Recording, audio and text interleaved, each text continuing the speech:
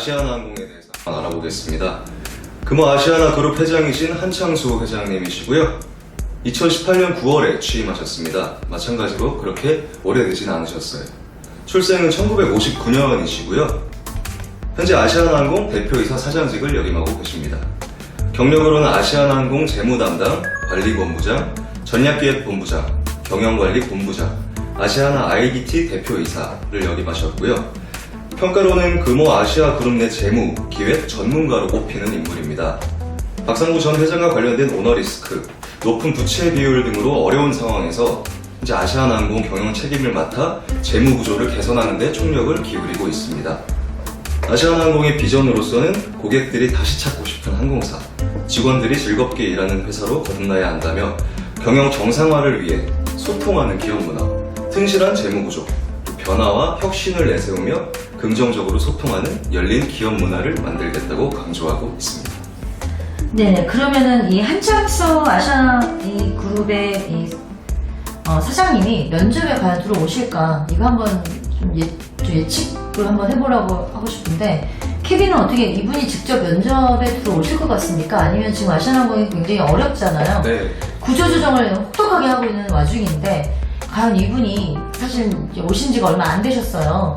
작년 가을에 오셨단 말이에요.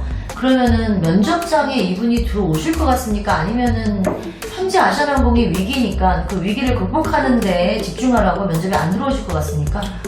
제 생각에는 면접장에는 안 들어오실 것 같습니다. 제가 아쉽게도 이 면접장에는 안 들어오시는 것 같아요. 왜냐면 이거 확인이 잘 안 되고 있는데, 그동안 아시아나항공은 뭐든지 다 면접장에 들어가세요. 사장님들은 꼭 들어가세요. 아예 그게 아시아나항공의 전통 같아요. 그래서 이제 아무래도 작년까지는 들어가셨던 것 같아요. 왜냐면 올해 3월달 정도에 야심차게 뭐 미친듯이 뭐 400명을 뽑겠다는 둥 이런 말도 안 되는 얘기를 하면서 야심차게 이제 어떤 야망을 드러냈단 말이에요. 승무원들에 대해서 이제 많이 채용을 하겠다. 그래서 면접장에는 들어오실 수도 있다고 생각하는데, 제가 이거는 100% 장담 못 드리겠어요. 못 드리겠는데, 지금 현재 이분은 그렇게 영향력이 많지 않아요. 그러니까 취업시장에서의 면접 준비를 하는 취준생 또는 승준생들에게는 그렇게 연구를 안 해도 될 뿐이에요.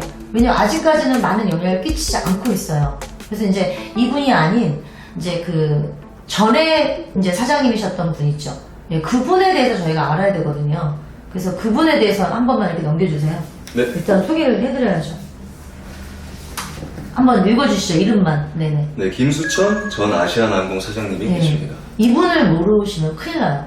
아시아나항공은 그냥 이분이에요. 이분이 그냥 들어오세요, 면접에. 최종 면접에. 그래서 이 김수천 사장님이 거의 대부분 아시아나항공 면접에, 최종 면접에 들어오시고, 조종사라든지 또는 이제 어쨌든 그런 모든 면접에 다 들어오세요. 네, 그래서 굉장히 열정적이신 분이라 다 들어오시는데, 이분을 모르시고는 면접 준비를 할 수가 없는 거지. 왜냐면은 이분이 모든 면접의 틀을 다 만들었고 트렌드를 만들었는데, 근데 이제 이분이 이제 기내식 사건으로 이제 기내식을 납품을 제대로 못한 거예요, 아시아나항공이. 그래서 이제 굉장히 불미스러운 일이 있고 그래서 물러났단 말이에요. 물러나고 이제 한창수 그 이제 사장님이 오신 거거든요. 그래서 김수천 이 사장님은 일단은 보수적이죠. 아시아나항공 굉장히 보수적이에요. 그래서 근데 아시아나항공은 아쉽게도 너무 이쁘고 이미지 좋은 사람들을 채용하다 보니까 이제 우리 그 승준생들에게는 너무 뭐라 그러나 좀 이미지 위주로 뽑는 항공사 아니냐 이렇게 얘기를 했었었는데, 사실은 아시아나항공 얼굴만 보는 게 아니라 면접 질문이 되게 독특해요. 최종 면접에 가게 되면은 면접 질문이 아예 외워오지 못하게 만드는 거죠. 그러니까 미리 준비해오지 말아라 해요. 그리고 이미 준비된 상태로 들어오라는 거거든요. 그래서 외운 답변을 얘기하게 되면 안 돼요. 굉장히 막 뭐라 그러나 좀 안 좋아해요. 근데 굉장히 그 뭐라 그러나 얼굴 표정을 굉장히 연기자처럼 잘 견디세요. 마음에 안 드는 지원자가 딱 있으면 얼굴이 딱 나타날 거 아니에요, 표가. 근데 표도 안 내요. 그러니까 아시아나항공의 면접관들은 정말 예의 바르다. 정말 젠틀하다. 그 다음에 압박 면접은 거의 없다. 압박 면접은. 그리고 최종에 가서는 압박 면접을 하시는 분은 바로 저 김수천 사장님 정도. 저분이 이제 압박 면접을 해요. 그래서 면접장에 가가지고 너무 많이 떨어요. 굉장히 많이 떨었거든요. 이 조종사 이제 면접을 보는데 굉장히 많이 떨었는데 이렇게 떨면, 이런 면접장에서도 떨면 그 많은 사람들을 목숨을 책임지고 비행을 운전해야 될 기장인데 과연 할 수 있겠느냐라고 떨어뜨린 분이 김수천 사장님이세요. 그만큼 떠는 거 싫어하고 당당한 거 좋아하세요. 그래서 아시아나항공은 외워온 답변으로는 택도 없다라는 거. 그 다음에 김수천 사장님이 상당히 나이가 좀 있으심에도 불구하고 보수적이면서도 또 지치적인 성향을 가지셨어요. 그래서 이분을 알고 면접을 준비하는 게 맞아요. 심지어는 새로운 사장님이 오셨음에도 불구하고. 그래서 아시아나항공은 승무원들로 큰 회사라 아시아나항공 하면은 딱 생각하는 게 이미지 이것만 생각하는데 저분이 그동안 모든 웬만한 어떤 이제 면접을 주관하신 분이라 김수천 사장님이 어떤 스타일인지만 알고 면접을 준비하면 되는데 외운 답변만큼은 정말 아니다. 그 다음에 압박 면접을 하실 분은 저분 하나다. 다른 분들은 압박 면접을 거의 안 하세요. 이제 그거 이제 조심하면 되는 거고. 그 다음에 대한항공을 경쟁자라고 생각해요. 대한항공을. 그래서 항상 대한항공과 비교가 안 될 정도로 규모가 작은데도 대한항공을 자, 제가 퀴즈 하나 드릴게요. 지루해하시니까 테리가 아시아나항공이 네. 대한항공을 얘기할 때 자, 앞집이라고 얘기할까요? 옆집이라고 얘기할까요? 뒷집이라고 얘기할까요? 항상 아시아나항공은 대한항공을 언급하는 걸 자존심 상해요. 네, 그래서 항상 다른 은유적 표현으로 대한항공을 까거든요. 근데 그럴 때 앞집, 옆집, 뒷집. 자, 과연 뭐라고 얘기할까요? 아, 이게 IQ 150에 근접하신다고 보셨잖아요. 솔직히 이 질문은 너무 쉽습니다. 아, 쉬워요? 네. 까는 거니까 당연히 뒷집이겠죠. 맞춰서 당황스러운데. 아니, 그게. 당황하셨나요 지금? 뒷집은 아니에요. 아 그래요? 뒷집은 아니고 앞집하고 옆집 중에서 고르시면 돼요. 일단은 한번 쇼는 한번 알아맞혀 보실래요? 혹시 20대의 감성을 한번 알아맞혀 보실래요?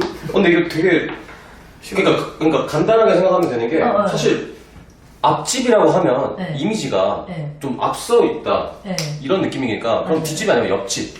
맞아요. 빙고. 정답. 음. 아, 이것도 20대의 감성이 여기서 이렇게 나오는 거야.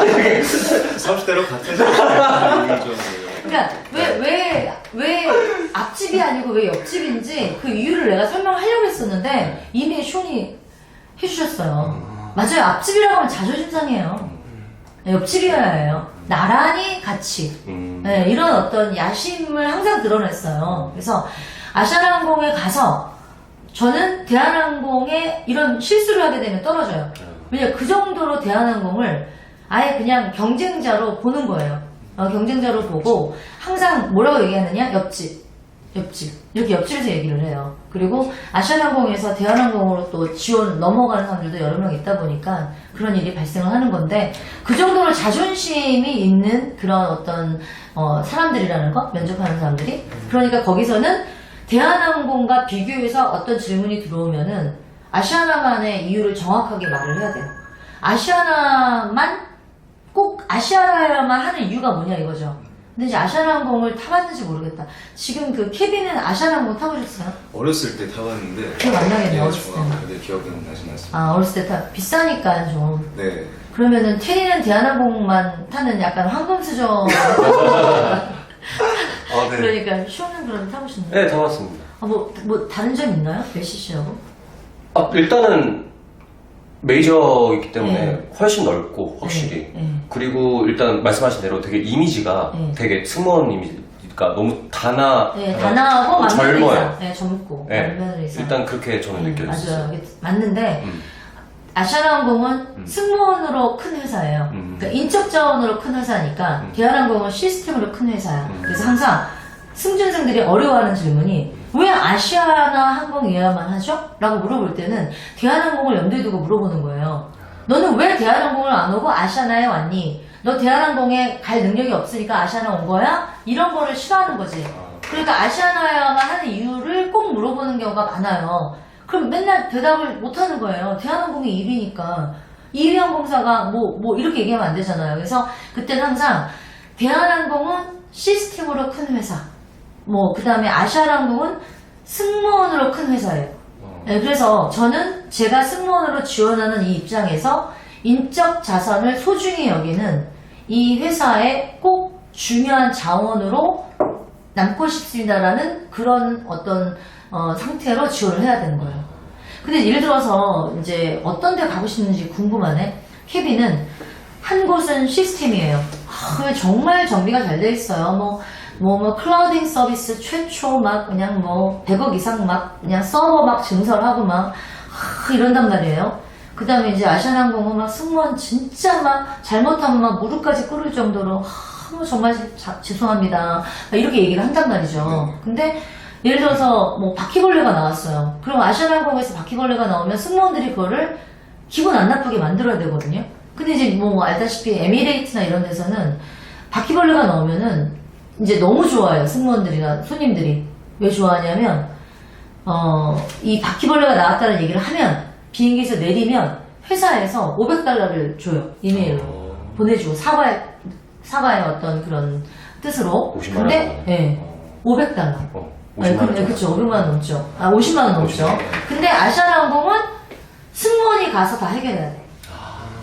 그러니까 예를 들어서 그렇게 단아하고 맏며느리 같고 좀 이쁘고 이런 사람들이 와서 손님 바퀴벌레 때문에 굉장히 고생하셨죠? 이러면서 나온단 말이에요. 그럼 테리는 넘어갈 거 아니에요. 저요? 아니 저도 안 넘어갈 수도 있죠. 저도. 안 네네. 넘어갈 수 있어요? 그럼요. 네. 그러면은 에미레이트 얘기하면서 아니 다른 항공사는 $500 주던데 이런 얘기 할 수도 있잖아요. 그럼- 근데 그거를 다 승무원이 막은 거야. 아시아나는. 이제 지금 이런 얘기가 거의 정말 면접 준비하는 사람들한테 정말 중요한 얘기예요. 저 아시아나 분명. 승무원이 다 막은 거예요. 무릎 꿇어요, 승무원이. 무릎 꿇고 그러는 거예요. 그래서 그걸로 막은 거예요. 승무원으로 큰 회사가 아시아나항공.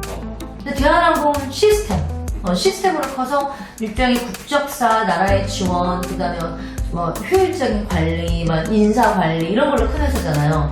자, 그러면 어느 항공사에 가고 싶냐 이거야. 본인이 만약에 지원을 한다면.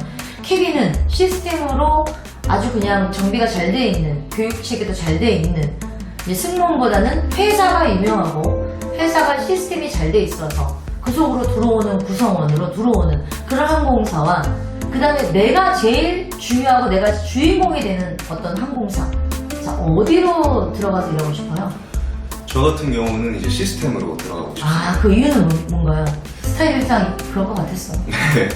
아무래도 일단 이제 그런 시스템이 기반이 돼서 정착이 되다 보면은 안정적이기도 하고요. 그리고 이제 매뉴얼 얘기를 네. 많이 하는데 이제 그런 매뉴얼 같은 걸로 이제 대응도 철저하게 잘 할 수 있을 것 같고요.